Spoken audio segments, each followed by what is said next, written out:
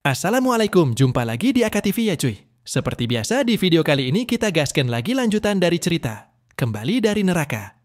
Sebelum itu, terima kasih banyak atas traktiran kopi yang kalian berikan kepada Mimin. Semoga kalian diberikan kemudahan dan kesuksesan dimanapun kalian berada. Dan bagi yang ingin mentraktir kopi atau memberikan saweran, linknya sudah Mimin sematkan di deskripsi video. Oke lah, nggak usah banyak basa-basi, mending kita langsung gas aja ke ceritanya. Di cerita sebelumnya, Asosiasi Korea telah mengerahkan pasukan hunter untuk mengatasi invasi monster yang dikabarkan akan melakukan penyerangan pada hari ini. Tidak hanya di Korea, tetapi berbagai negara juga telah mempersiapkan persiapan yang sama. Sementara persiapan para hunter sedang berjalan, semua warga di setiap kota telah dievakuasi ke suatu aula olahraga dan berbagai tempat yang diperkirakan aman untuk mereka tempati untuk sementara. Tentu saja sebagian warga sipil merasa terganggu dengan adanya evakuasi dadakan yang dilakukan oleh para hunter, lantaran mereka belum melihat dengan jelas kebenaran tentang monster yang akan menyerang ke sana. Mereka juga mendengar kabar bahwa sebagian warga sipil lebih memilih menggunakan tempat aman yang mereka miliki ketimbang harus evakuasi ke tempat olahraga. Tepat ketika membicarakan hal itu, salah satu warga mencoba menghubungi temannya, lantaran mereka tidak melihat temannya berada di sana. Ternyata temannya itu lebih memilih berdiam diri di rumahnya daripada harus melakukan evakuasi ke tempat yang ramai. Dia yakin jika ada monster yang datang, monster itu tentunya akan menuju ke tempat ramai terlebih dahulu. Jadi mengapa ia mesti membuang waktu untuk pergi evakuasi? Ia rasa lebih aman jika dirinya berdiam diri di rumah. Mendengar perkataan temannya, pria itu pun sempat menyesal tidak diam di rumahnya saja, karena banyak orang juga yang tidak meninggalkan rumah mereka. Sambil mengupil, si gendut mengatakan, selama bukan dirinya yang berada di sana, justru lebih bagus. Apabila monster itu lebih dulu datang ke tempat evakuasi yang ramai dengan penduduk. Selang beberapa menit, ratusan gate dengan ukuran tidak terlalu besar seketika bermunculan tepat di atas perkotaan. Para hunter yang menyadari kemunculan gate dengan jumlah yang tidak terduga, sontak mengaktifkan aura protek untuk melindungi sekitaran wilayah evakuasi, supaya tidak tertimpa oleh para monster. Tidak hanya mengandalkan pelindung saja, para hunter yang berjaga di sana sontak bersiap untuk melakukan perlawanan. Nampak dari dalam kumpulan gate itu, pasukan Titan dengan jumlah yang sangat banyak, mulai bermunculan dan jatuh ke arah perkotaan. Di tempat yang tidak jauh dari sana, para pasukan militer nampak tengah bersiap dengan tank wajah yang mereka gunakan. Tentu saja senjata nuklir yang mereka gunakan bukanlah senjata nuklir biasa, melainkan senjata nuklir yang dilengkapi dengan peluru aura. Karena para monster di dalam gate tidak akan bisa dilukai dengan senjata manusia. Jadi, Korea telah mempersiapkan senjata mutakhir untuk menghadapi invasi monster. Bahkan skala tembakannya menjadi 2 kali lipat lebih kuat ketimbang senjata biasa. Hingga senjata itu mampu mengalahkan beberapa monster dalam sekali tembakan. Melihat serangannya berhasil mengalahkan beberapa monster, sempat membuat para pasukan itu menjadi bersemangat untuk mengerahkan semua senjata mereka. Namun karena jumlah musuh terlalu banyak, membuat para hunter di sana tidak bisa mengatasi semuanya sekaligus. Dan pada akhirnya, pasukan musuh mulai mendarat ke setiap penjuru kota. Dan jatuhnya para monster seketika menimpa sebagian bangunan, hingga membuat bangunan yang tertimpa menjadi hancur. Namun sialnya, salah satu monster secara kebetulan menimpa rumahnya si gendut, yang tadi memilih untuk berdiam diri di rumahnya tanpa melakukan evakuasi. Padahal sebelumnya dia yakin, para monster akan lebih memilih untuk menyerang penduduk yang banyak, ketimbang dirinya yang sendiri di dalam rumah. Seketika si gendut dibuat berkeringat dingin, bahkan sampai ketakutan melihat sosok monster, dan lagi melihat nasib sial yang menimpa dirinya saat ini. Dan pada akhirnya, si gendut menjadi santapan empuk bagi monster itu, tanpa ada satupun hunter yang mengetahui nasibnya. Di saat yang sama, para hunter di sekitaran area evakuasi tengah melakukan pertempuran dengan para monster yang berjatuhan ke sana. Dan nampak salah satu Kapten Regu di sana mampu menumbangkan monster itu dengan begitu mudah. Setelah menganalisa beberapa monster yang dia kalahkan, dia mengatakan pada anggotanya bahwa para monster itu terbilang lemah. Hanya saja jumlahnya sangat banyak, jadi mereka semua harus tetap fokus dalam pertempuran ini. Namun tanpa diduga, beberapa monster melakukan penyatuan, yang mana membuat ukuran tubuh monster itu menjadi lebih besar dan lebih kuat. Sontak hal itu pun membuat si pria itu nampak ketakutan. setelah melihat para monster di sana bersatu. Dan alhasil, pria itu terkena oleh bogeman dari monster itu, tanpa mampu menghindar ataupun menahan hantamannya. Keadaan itu juga sontak membuat semua rekannya nampak terkejut, padahal sedang berada di tengah keadaan yang sangat genting. Sementara para hunter sedang bertempur, asosiasi tidak henti memantau kemunculan gate di seluruh dunia yang terus bertambah. Walaupun bukan monster gate sederhana, tetapi gelombang gate-nya sama dengan gate teleportasi yang mereka gunakan. Seakan panik, manajer menanyakan keadaan saat ini. Yang mana saat ini mereka telah membuat barisan pertahanan di sekitar tempat perlindungan dan sedang terlibat dalam pertempuran, sehingga daerah lain dibiarkan tidak terjaga. Tepat di saat yang sama, sekretarisnya melaporkan bahwa jumlah gate dan monsternya terus-menerus bertambah. Terlihat di monitor, titik merah yang merupakan gate musuh. Semakin lama, semakin memenuhi seluruh dunia. Dan tentunya, keadaan itu semakin membuatnya kesal. Lantaran tidak ada yang bisa mereka perbuat untuk saat ini. Sedangkan saat ini, Lee Chang-sik dan juga Baek Harin tengah melakukan kerjasama untuk mengalahkan semua musuh yang ada di tempat lain. Dalam pertempuran ini, Lee Chang-sik maju paling depan menghadapi begitu banyak musuh yang tidak ada habisnya walaupun dia terus-menerus menghabisi mereka. Dengan menggunakan kecepatan dan buff dari Baek Harin, dia sontak melompat ke arah sekumpulan gate untuk melakukan serangan. Dan dalam sekali tebasan, dia mampu memusnahkan beberapa gate yang terus memunculkan pasukan monster tanpa ada habisnya. Dalam keadaan itu juga, Lee Chang-sik yang nampak murka pada musuh, sontak menantang semua monster di sana supaya menghadapinya secara langsung. Tidak puas hanya dengan mengalahkan beberapa musuh, dia langsung menggunakan kemampuan area efek untuk memberikan serangan dengan skala yang lebih kuat kepada pasukan musuh yang nampak terus berdatangan ke sana, mengepung para hunter dari segala penjuru. Sedangkan Baek Harin nampak terkejut dan bertanya-tanya, mengapa Lee Chang-sik menggunakan area efek? Lalu dia pun langsung memerintahkan semua pasukannya untuk bersiap melakukan tembakan begitu Lee Chang-sik menggunakan kemampuannya. Nampak Lee Chang-sik mengarahkan serangan skala besarnya, tepat ke arah sekumpulan musuh yang terus memenuhi tempat itu.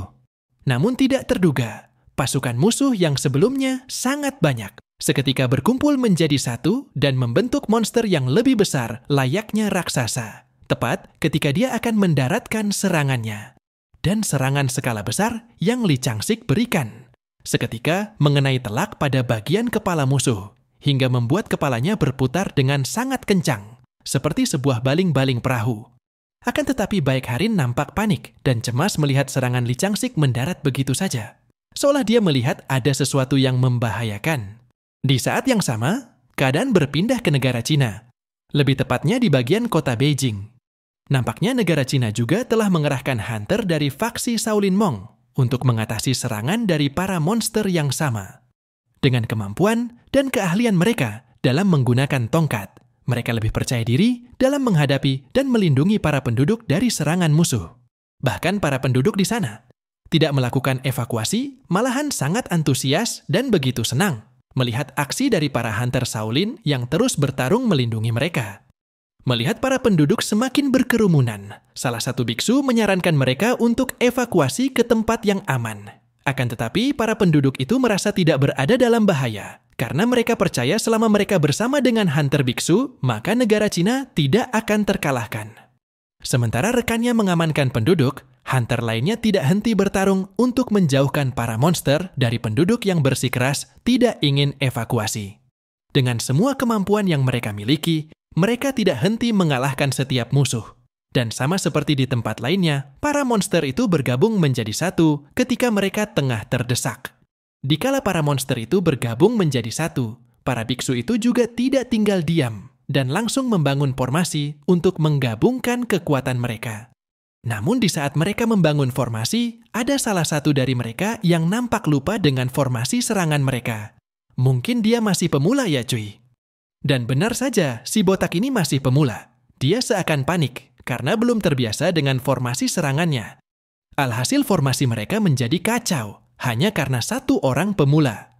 Sehingga monster itu langsung menghantamkan pukulan kuat yang sontak membuat para hunter botak sangat kewalahan dengan serangannya. Tidak hanya merusak formasi serangan mereka, tetapi gara-gara si pemula itu, mereka tidak bisa menangani amukan monster di sana. sehingga membuat semua penduduk yang tadinya tidak ingin evakuasi seketika berlarian untuk menyelamatkan diri dari amukannya. Tepat ketika parti si botak tengah mengatasi amukan monster itu, hunter peringkat 1 Cina yang baru tiba di sana sontak merasa kesal dengan tingkah para si botak yang seakan menyusahkannya. Sementara itu, keadaan kembali berpindah ke negara Jepang. Seperti di negara-negara lainnya, di sana juga telah terjadi pertempuran sengit antara pasukan monster dan pasukan ninja dari Asosiasi Hunter Jepang, yang dipimpin langsung oleh hunter nomor 1 Jepang.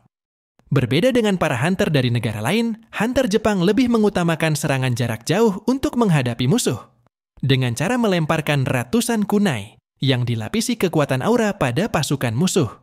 Hingga ratusan kunai yang mereka lemparkan mengenai telak pada pasukan musuh, dan bahkan mampu memojokkan para monster itu hanya dengan sekali serangan. Ketika pasukan musuh terpojok, mereka langsung menggunakan kesempatan itu untuk menyerbu dan menghabisi para monster yang melemah akibat serangan sebelumnya. Namun sama seperti sebelumnya, pasukan monster itu akan langsung bergabung menjadi satu ketika berada dalam kondisi terpojok. Sontak hal itu membuat mereka terkejut hingga tidak jadi untuk menyerbu musuh. Nampaknya mereka belum mendapatkan informasi dari negara lain terkait kemampuan musuh yang mampu bergabung menjadi satu. Dan perubahannya setelah bergabung ternyata berbeda dengan monster yang lainnya. Gabungan monster kali ini berubah menjadi ular berkepala 3 dengan ukuran tubuhnya yang hampir melebihi sebuah gedung. Bahkan ular itu mampu bergerak dengan sangat cepat, sehingga serangan yang dilancarkan oleh para hunter tidak ada yang bisa mengenainya, dan tidak mudah mereka lukai hanya dengan serangan yang sama. Mereka yang tidak henti melakukan serangan, sontak berbalik di pojokan oleh ular itu, lantaran tidak satupun kemampuan mereka bisa menahan atau menghentikan serangannya. Walaupun begitu, para hunter terus mencoba mengalihkan perhatian musuh dan membuka celah supaya leader mereka bisa melakukan serangan. Tepat ketika perhatian ular itu tertuju kepada para pasukan hunter, leader mereka langsung melompat tinggi ke atas monster itu untuk memberikan serangan yang sangat kuat. Dia yakin dengan serangan terkuat yang ia miliki, dirinya mampu membinasakan monster itu dengan sekali serang. Namun ketika dia berada di atasnya, ular itu menyadari percobaan serangan yang akan dia lakukan. Lalu secara tiba-tiba, 2 kepala ular itu menggigit 1 kepala yang berada di tengah. Ternyata tindakan saling menggigit yang ular itu lakukan, tidak lain untuk melakukan gabungan yang kedua kalinya, yang mana kali ini kepala ular itu menjadi satu, hanya saja kekuatannya menjadi lebih kuat dari yang sebelumnya. Tepat setelah melakukan gabungan yang kedua, ular itu sontak membuka mulutnya dengan sangat lebar, di saat hunter itu berada tepat di atasnya untuk mendaratkan serangan. Tentu saja keadaan ini sontak membuatnya terkejut, lantaran dia tidak bisa menghindar dari situasinya saat ini. Sementara itu, keadaan kembali berpindah ke negara Korea, bertepatan di area evakuasi yang terletak di dekat kediaman Daesung. Di sana para monster terus mengerumuni tempat itu dan mencoba menembus pelindung yang dibuat untuk melindungi area tersebut. Bahkan pasukan monster itu tidak henti berdatangan ke sana untuk memburu para penduduk yang dievakuasi di area aman. Saking banyaknya monster yang datang ke sana, sontak membuat penjaga yang menjaga area itu seakan kewalahan menghadapi musuh yang terus mencoba menghancurkan penghalang. Hingga pada akhirnya, penghalang yang melindungi area aman tidak sanggup menahan hantaman para monster dan mampu dihancurkan dengan sangat mudah. Dengan hancurnya pelindung tempat itu, sontak membuat semua penduduk yang ada di sana menjadi semakin ketakutan, seakan keamanan mereka sedang terancam. Apalagi para penduduk yang berada di dekat area parkir lebih dibuat ketakutan, karena tempat itu lebih dekat dengan area luar. Dan benar saja, area parkir telah dikerumuni oleh monster, yang saat ini tengah mencari-cari tempat persembunyian para penduduk yang merupakan mangsa buruan mereka. Dan secara kebetulan, ibu dan adik Daesung ternyata sedang bersembunyi di dekat area parkir. Nampak mereka sangat ketakutan hingga tidak berani mengeluarkan suara, karena para monster sudah berada dekat dari tempatnya. Dalam keadaan itu, tidak ada yang bisa mereka lakukan, selain mengharapkan kedatangan Daesung untuk menyelamatkan mereka dari bahaya. Selang beberapa menit, salah satu monster akhirnya menemukan persembunyian mereka. Sontak monster itu pun langsung bersiap untuk menghancurkan pintu ruangannya. Namun belum sempat menghancurkan pintunya, monster itu terlebih dahulu terkena sebuah tombak yang tiba-tiba menembus ke bagian tubuhnya. Hingga monster itu terbawa oleh kecepatan tombak yang melesat dengan sangat cepat, bahkan sampai menancap ke sebuah tembok, yang seketika memusnahkan monster itu dalam sekali tusukan. Ternyata pemilik tombak itu adalah komandan pasukan bayangan Dewa Iblis Daesung, yang ditugaskan untuk menjaga ibu dan adiknya. Dan tahukah kalian bagaimana komandan pasukan bayangan berkata pada monster itu? Lalu dia berkata, "Berani-beraninya kalian menerobos ke daerah kekuasaan Dewi Iblis yang agung. Berani-beraninya sisa pasukan kekacauan menginjakan kaki di sini," ucap komandan pasukan bayangan, dan yang dimaksud Dewi Iblis Agung adalah Ibu Daesung. Sebagai pembalasan atas kelancangan para monster itu, komandan pasukan bayangan langsung memerintahkan tentara bayangan Iron Fortress untuk memusnahkan semua monster yang ada di sana. Dan tidak butuh waktu lama, pasukan tentara bayangan langsung melakukan serangan penuh pada semua monster di sana. Sementara para pasukan bayangan sedang bertempur, komandan bayangan melaporkan hal itu pada Daesung, bahwa mereka telah mengurus semua pasukan kekacauan yang menyerang kediaman Dewi Iblis. Mendengar laporan itu, sontak membuat Daesung kesal pada para hunter. Padahal ia telah mengatakan segalanya lebih dulu. Tapi para hunter tidak bisa mengurus satupun tugas darinya. Lalu dia pun memerintahkan komandan bayangan untuk tetap berada di tempat keluarganya. Tentu saja dia juga merasa sangat marah karena pasukan musuh berani mengusik keluarganya. Lalu Daesung mengajak 3 orang yang berada di balik kabut putih di belakangnya. Nampak 3 orang itu seperti sosok monster yang memiliki tanduk di kepala mereka. Ternyata 3 orang itu tidak lain adalah Dongchol, Soyun, dan Choyong yang telah menembus mode iblis setelah melakukan pelatihan neraka yang Daesung berikan. Tanpa menunggu lama, dia pun menggunakan kubus teleportasi untuk membuka gate menuju ke suatu tempat. Dan kini giliran Daesung, sang dewa iblis, untuk memulai aksinya bersama dengan para binatang buas yang telah ia latih melalui pelatihan mode neraka. Bahkan boneka psikopat Chucky juga nampak telah memasuki mode iblis dan sudah siap untuk mengamuk. Apakah yang akan terjadi selanjutnya? Apakah Dewa Iblis akan mengamuk dan membinasakan semua musuh? Nantikan bagaimana kelanjutannya hanya di AKTV. Semoga terhibur dan sampai jumpa di lain waktu.